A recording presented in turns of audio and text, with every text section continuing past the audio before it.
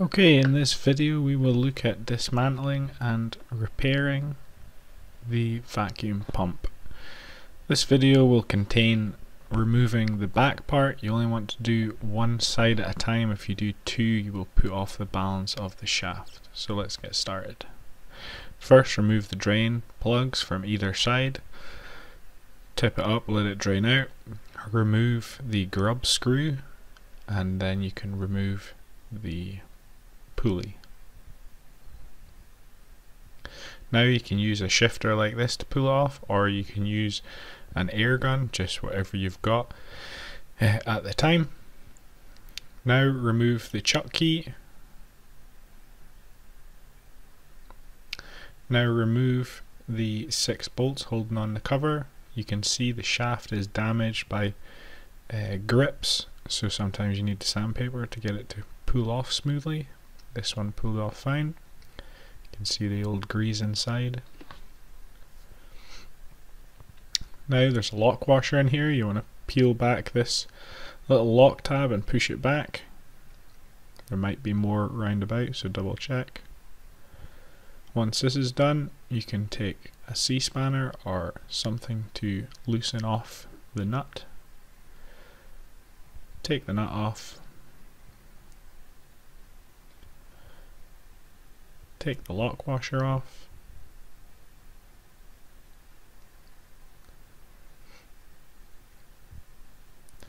Now these holes here, we're just going to clean the threads up because it's easy to pull the actual bearing out if you use M8x50 bolts. So just screw them in.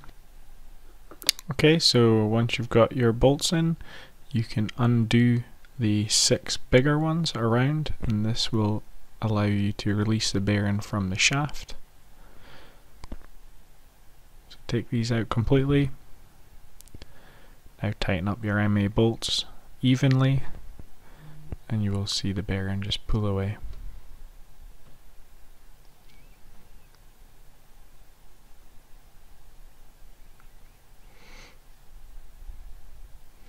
So once it's pretty much free, you should be able to pull it out by hand, like so. Now to remove the bearing, you might need a bearing puller, but sometimes they're quite free to pull them out by hand, or you can chap them out. The bearing puller is the best if it's very stuck. So now you can take out your shim. There should be little shim spacers in here. Sometimes there's not, so just have a good check. Sometimes they're covered behind the grease and you can't see them, so have a quick check and finger about in there and see what you can find. Okay, now undo these 4 bolts here, and this will release the seal. Sometimes you need to replace the seal in here if you see a lot of mud leaking down onto the floor. This is probably the seal in here that's burst. So just pry this off gently, and I'll take this ring off. Now when you're removing this seal, just be careful because there's sometimes you can have trap pressure, so just pull it slowly and it'll pop out like that.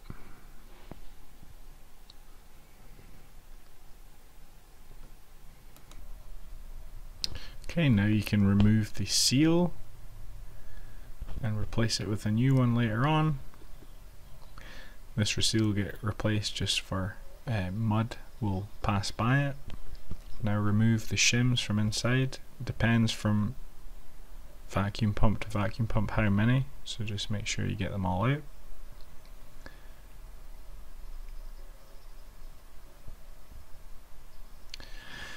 Okay, now we can remove the bolts all around the side, so we can split this vacuum pump in 2.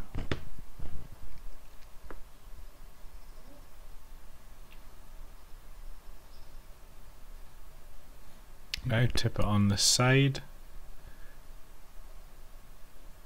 remove the last of the bolts and insert the bolts into the side. That will allow you to lift off its seat, off the dowels, and then you should be able to lift it quite easily after that. So just do it evenly all the way around. There's 3 points and it should just lift off easy enough. As you can see inside this one, it's had a big problem with salt and it has rusted all the fan blades and everything out, so this one is not fixable just now. So, but basically you would clean it all up, you would replace this little plastic part and put some silicone round the outside, and then on the actual vacuum pump itself you would make sure all the blades are good, everything like that, give it a good clean, make sure everything is correct, and slide it back on. Now get your new seal, put some grease on it.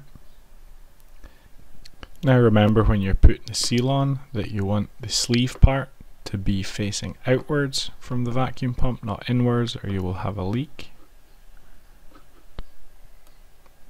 So now you can see it's inserted and you've got the lip facing outwards, upwards of the shaft. Now you can put on your little plate and bolt down the 4 nuts.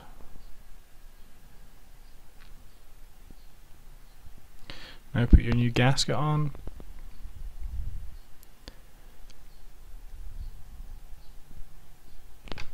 Slide over your bearing housing. Make sure that the grease point is facing upwards, and when you put the little cap on at the end, you want that facing downwards so you can drain it.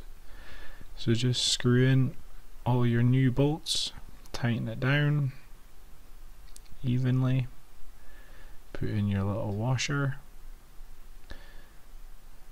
You want it facing downwards. And any other shims that came off, this bearing didn't have any shims, so we're putting it back on. Fill it with grease, the actual ball bearing part, pack it in. Now you want to take an old sleeve or an old tube, whatever you've got, chap it in. When you get most of the way down, you will hear it sound completely different to just tapping it like this.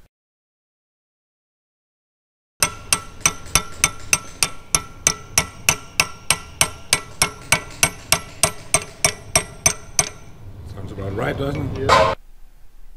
And that's it, completely pressed down. So take your lock washer, slot it in the location, take your nut, you can see it's curved there, so you want the curved part to go facing downwards so it can lock into place.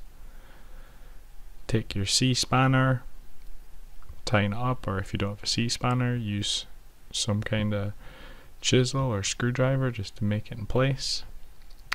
Bend over your lock tab and hammer it in place. That will lock the nut so it cannot come off. Okay, and finally you want to take your cap, fill it with roughly this much grease.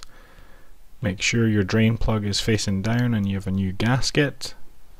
Put it on, bolt it on, and then you want to put your chuck key back in. Then put your puller back on, and you can proceed to fix the other side of the vacuum pump.